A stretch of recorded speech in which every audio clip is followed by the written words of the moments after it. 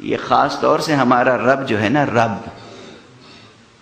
رب کریم، رب رحیم، رب عظیم، رب رحمان، رب رؤوف، رب ودود، یہ وہ رب ہے کہ جس نے اپنے قہر و غضب کا تو ابھی تک اظہار ہی نہیں کیا ہے۔ اس دنیا میں اگر کوئی جبر ہے تو وہ صرف جبر محبت الہیہ ہے۔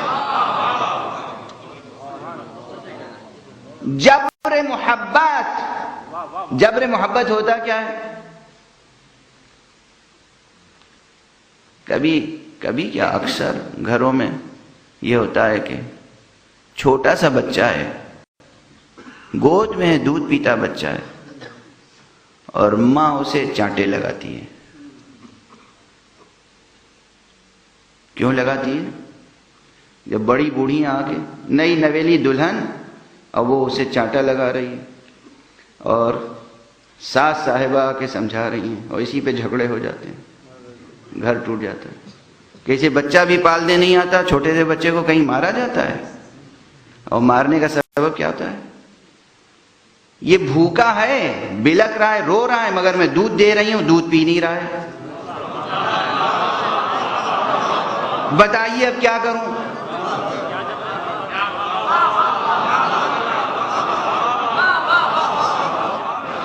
ماں بچے کو کیوں مار رہی ہے؟ کہ اسے غذا کی ضرورت ہے، میں غذا دے رہی ہوں اور غذا لے نہیں رہا ہے، پیاسا ہے، پانی پلا رہی ہوں، پانی پی نہیں رہا ہے۔ غور فرمایا آپ نے؟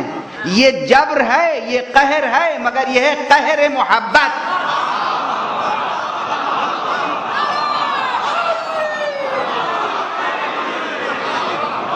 یہ ہے جبر محبت۔ اس پوری کائنات میں اگر انسان پر رب کریم کی طرف سے کوئی جبر و قہر ہے تو وہ صرف جبر محبت اور قہر رحمانیت ہے، اس کے علاوہ کوئی جبر و قہر نہیں ہے۔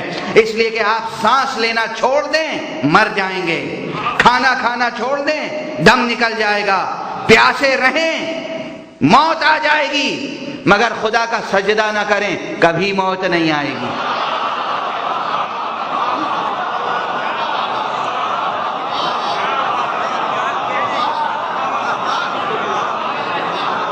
اللہ سبحانہ و تعالی حکیم ہے، قادر ہے، خالق ہے، خلاق ہے۔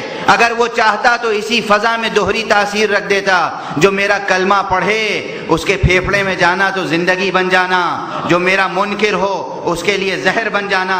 ایسا نہیں ہوا۔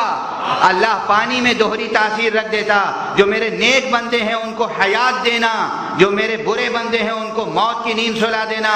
اللہ نے ایسا نہیں کیا۔ کیوں نہیں کیا؟ اس لیے کہ اللہ اپنا سجدہ بجبر نہیں لینا چاہتا۔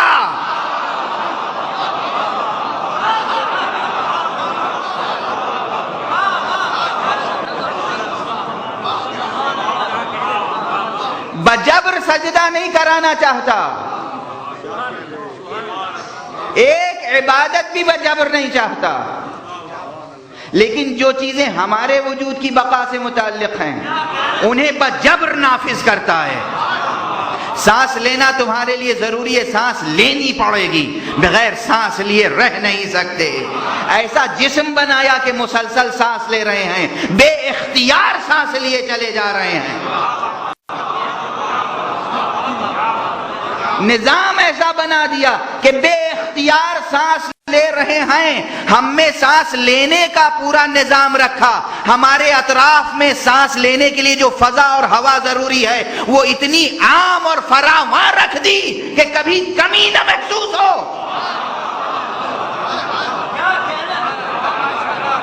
کیا وہ خدا ہمارے جسم کو اس طرح نہیں تخلیق کر سکتا تھا کہ جب نماز کا وقت ہو تو خود بخود جسم ٹھہر جائے اور سجدے میں جھک جائے؟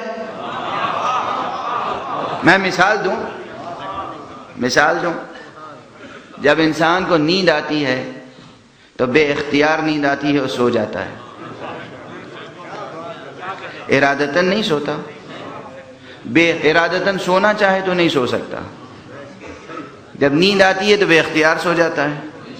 یہ نیند رحمت خدا ہے، لطف خدا ہے، چونکہ اس جسم کے بقا کے لیے نیند بھی ضروری ہے، ذہن کی اور روح کی تازگی کے لیے نیند بھی ضروری ہے، تو جو چیز ہمارے لیے ضروری ہے اسے جبرن نافذ کیا۔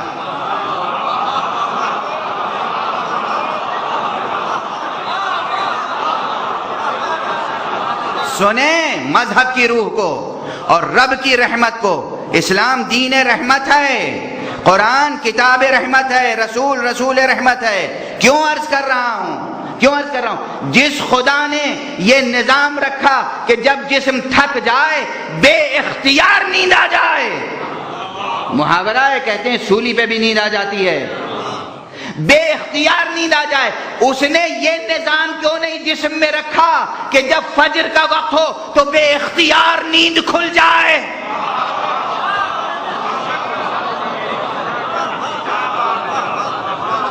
جب نماز کا وقت ہو بے اختیار انسان بیدار ہو جائے؟ کہا نہیں، جو چیز تمہارے لیے ضروری ہے سلاؤں گا بے اختیار۔ اب یہ تمہارا ظرف اور ذوق ہے کہ تم اپنے اختیار سے اٹھ کے مجھے سجدہ کرو۔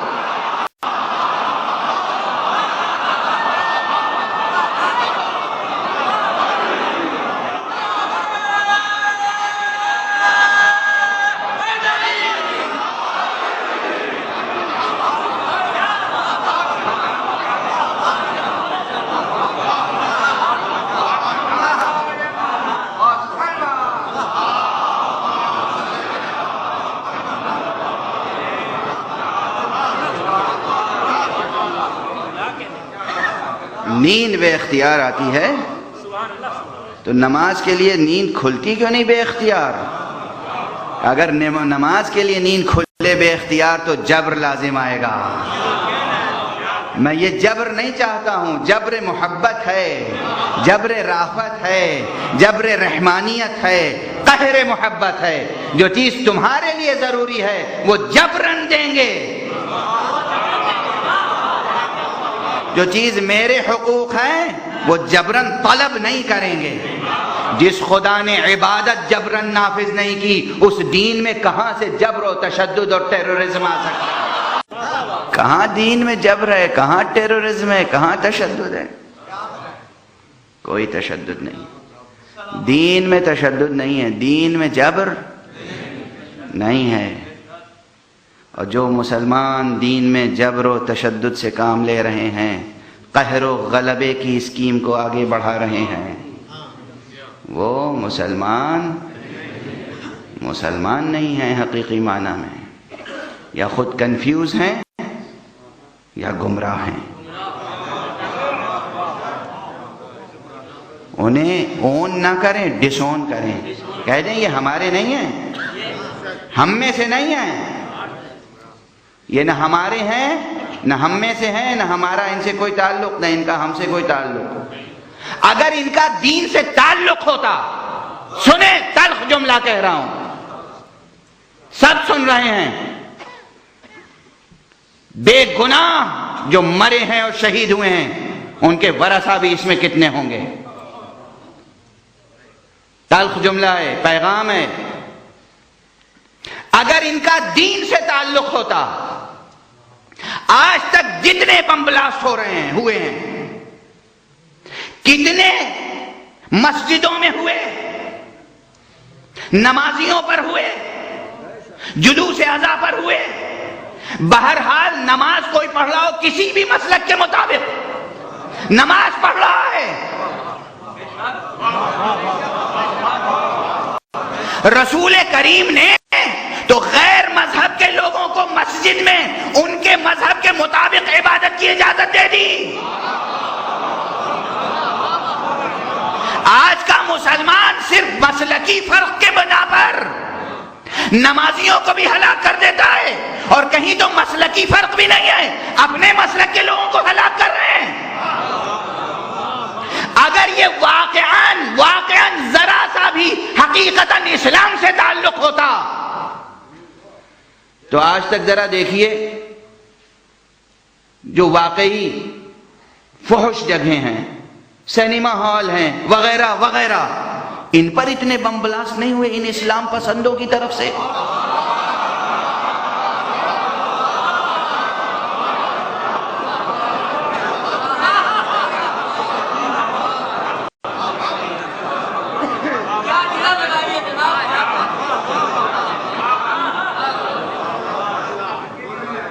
اسلام پسند ہیں آپ، اللہ کا دین پھیلانا چاہتے ہیں، تو جہاں برائیاں ہو رہی ہیں وہاں بم بلاسٹ کیجئے، جہاں نماز پڑھی جا رہی ہے وہاں کیوں بم بلاسٹ کر رہے ہیں؟ یہ تو بہرحال نماز پڑھ رہے ہیں، غلط پڑھ رہے ہیں تو آ کے سمجھا دیجئے کہ بھائی یہ طریقہ نہیں، یہ طریقہ ہے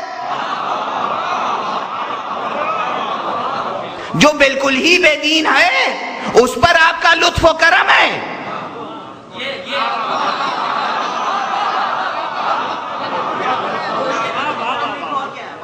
اور نعوذ باللہ اب میں مجبور ہوں کیا کہوں،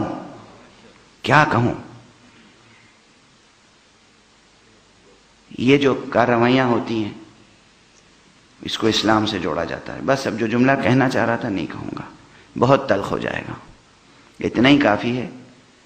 کیا یہ سمجھتے ہیں کہ یہ سنیما ہال اور یہ فحاشی کے مراکز یہ اسلامی مراکز ہیں؟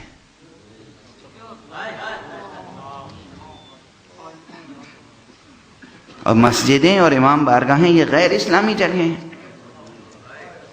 یہیں سے پہچان لیجئے کہ کون مسلمان ہے کون نہیں ہے۔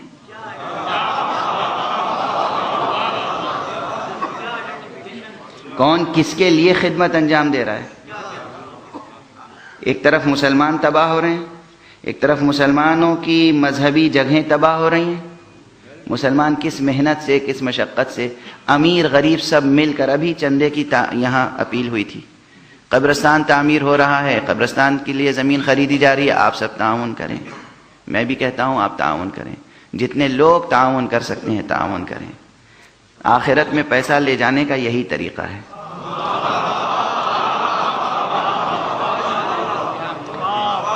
لوگ کہتے ہیں وائز لوگ عام طور پہ یہ کہتے ہیں کہ بھئی یہ دنیا کا پیسہ مال یہیں رہ جائے گا، یہ قبر میں نہیں جائے گا، یہ آخرت میں ساتھ نہیں جائے گا۔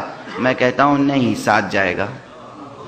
ساتھ لے جانے کا طریقہ ہوتا ہے، اگر آپ پاکستانی ہیں اور آپ کے پاس پاکستانی پیسہ ہے اور آپ امریکہ جانا چاہتے ہیں، امریکہ میں پاکستانی روپیہ تو چلتا نہیں، امریکہ میں ڈالر چلتا ہے، تو آپ یہ روپیہ نہیں لے جا سکتے، اور یوں ہی لے جائیں گے تو چلے گا نہیں۔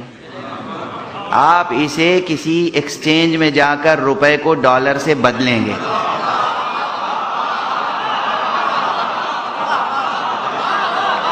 اب چل جائے گا۔ تو دنیا کا دھن دولت جو ہے یہ آخرت جائے گا، مگر اس ایکسچینج میں جا کے تبدیل کرا لیجئے۔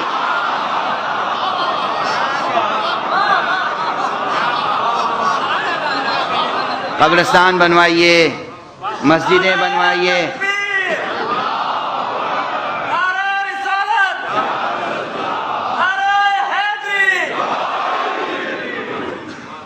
رسول کی راہ میں خرچ کیجئے، امام کی راہ میں خرچ کیجئے،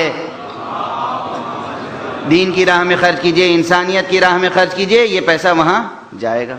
بہرحال مثال دے رہا تھا کہ یہ اپیل ہوئی، میں بھی اپیل کر رہا ہوں، آپ ضرور کریں۔ اور اسی طرح مسجدیں، امام بارگاہیں، مدرسے یا ملک کی املاک کس محنت سے بنتی ہے؟ امیر غریب سب جس کے پاس جتنا ہے وہ چندہ دیتے ہیں، محنت سے پیسہ کماتے ہیں، چندہ دیتے ہیں، اور آپ نے ایک بم بلاس میں مسجد اڑا دی۔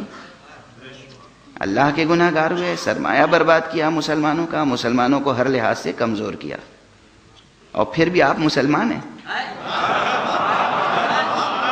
اور آپ کے پاس اصلی اسلام ہے، باقی سب کے ساتھ نقلی اسلام ہے یا منحرف اسلام ہے۔ ہرگز یہ جماعت اسلامی نہیں آئے، وہ چاہے یہودیوں کے ایجنٹ ہوں، امریکیوں کے ایجنٹ ہوں، اسرائیلیوں کے ایجنٹ ہوں یا شیطانیوں کے ایجنٹ ہوں، جس کے بھی ایجنٹ ہوں، مگر مسلمان نہیں ہیں۔ جملہ تلخ ہے مگر مجبور ہوں کہنے پر۔ اسلام کا کہیں دور دور دہشت گردی، ظلم، تعدی، بربریت اور ٹیررزم سے تعلق نہیں ہے، نہ اسلام کا، نہ قرآن کا، نہ محمد عربی رحمت عالم صلی اللہ علیہ وآلہ وسلم کا۔